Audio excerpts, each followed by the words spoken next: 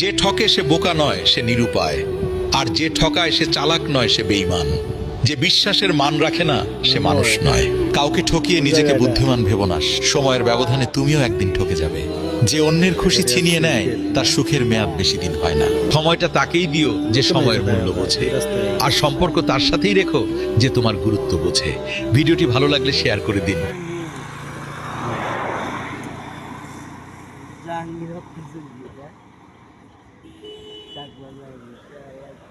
কামড়াই করছে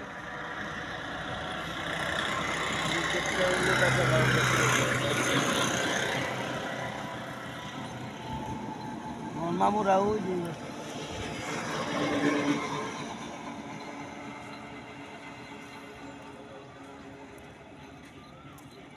মামা